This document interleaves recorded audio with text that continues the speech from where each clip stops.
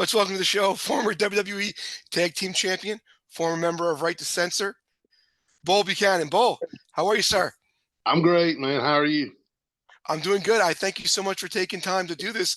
But when you think about it, it's the least you can do for me, that being that I put you over for the USWA Tag Team titles. Did I not? Yeah, I know, right? What God. Yeah, I saw that. Wikipedia Yeah, says you beat me and Billy Kidman. So yeah. you heard it here first, folks. Something on the internet is not true. Can you believe that? I've looked at that thing a couple of times, but I don't just I go keep going back and looking at it. But I guess I should because there ain't no telling what they're putting on there. Awesome. Um, let's talk about Jim Cornette and Smoky Mountain Wrestling. How did you get hooked up with Jim? So I was working. I'd been in the business about a year, and I was working on a little TV down here in Atlanta on Channel 36, North Georgia Wrestling. And I got to be friends with New Jack Mustafa. They were down there. Mustafa was already had been working, doing some jobs for, not doing jobs, but, kind of a Van Hammer kind of guy, getting wins, but, not really moving up the car. He'd been doing that in WCW. And Jack had been out to Memphis and kind of got started out there. And they were back. Well, anyway, I got to be friends with them. And just from traveling, traveling through Alabama and Tennessee, I'd met the Armstrongs, and man, they were great to me. Bob he bought me a hockey mask and put it on me. I did Lord Humongous, and I made, for an indie guy with 7-8 months in, I made good money doing that over in Alabama for him. And so I'd met them, and I'd met Ricky and Robert, just through the indies, in Alabama, Tennessee. I'd met them. They were all up there. Well, I got a chance to, Jim Cornette did a show in Marietta, Georgia, Smoky Mountain. And our TV promoted it. So we got a match on there. And that's how New Jack Mustafa, Cornette saw them down there. And that's how they moved up. So it was my turn to be on there. I had the heavyweight belt. And of course, Jack and, Hoot and, Ricky and all the Armstrongs had already went to him and said, "Hey, this kid, you need to come out and watch him." So, we went out there. I did everything, but the main thing I did was the leg drop off the top.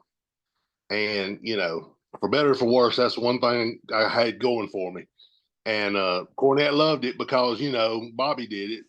And so, but he told me, he said, "I don't have a spot for you right now, but, give me a few months and let me see what I can do." So I, went back to working there. I went down to Puerto Rico for a minute and got back.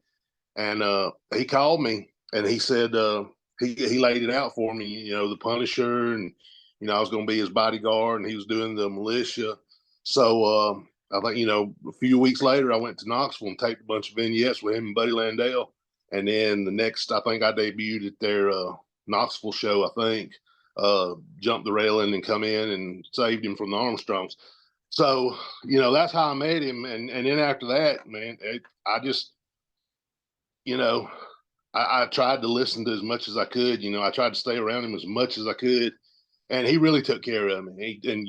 He liked me. He took care of me. And, man, I just listened. And just from watching him and hearing the stuff, and the things he said and things he told people, I learned a ton about the business. And plus what he was telling me also, he was coaching me the whole time we were out there, because I was green, man. I mean, I was really green. And, but yeah, he kind of gave me my first big break.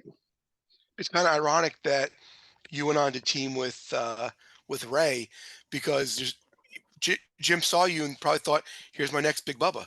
Yeah, yeah. Well, when he called me, he told me, he said, "The name of it's going to be the Punisher, and you're going to be my bodyguard." Well, the first thing that popped in my mind was the comic book Punisher. The Punisher, the black leather and everything.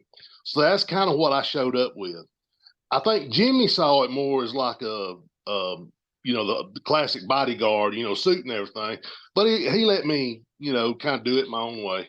And but yeah, that's basically what he saw it as, his next Big Bubba. I'll never think that I got as far as Ray did, but hopefully uh, you know, I did him proud. Any classic Jim Cornette stories? I did Smoky Mountain TV in 94, 95 ish, and I've known Jim forever. He's been always good to me. But I mean, I could tell you 500 Jim Cornette Yeah. classic rant stories. I'm sure you can too. Any good stories come to mind? Yes, the best one I got is Jimmy never got mad at me. Hopefully, I don't think I didn't give him any reason to, but I'm sure sometimes when I was in, like I said, I was green. You go back and watch some of them tapes, man, I was green. I know sometimes he's probably standing out there on the side of the ring just thinking, what a dumbass. But, he never got mad at me about anything but one time.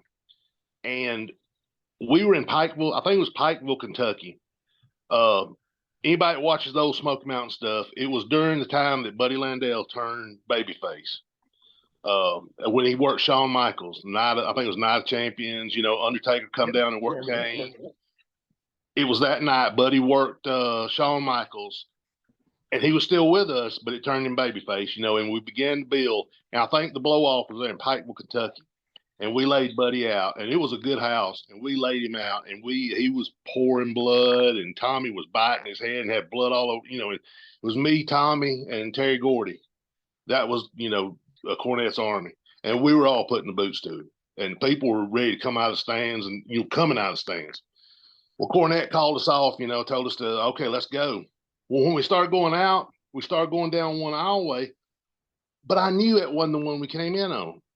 And I was trying to get Jimmy's attention. I was right behind him, because I always stay close to him. But it was hard because the people were going nuts, And I was trying, and I finally got Jimmy. He said, "What?" I said, "We're going the wrong way." He said, "I know hell which way we're going." So I said, "Okay." So I kept going, and we walked right into a friggin' wall. So then we got to turn around and come back, and now the aisles disappeared. But I got Big Terry with me, Big Terry, he looks at me, "Come on, man, let's go." And we started walking, and a couple of people got in our way, and he slung them, through the crowd. And, we had knocked some people out of the way, but we finally got back to the other side.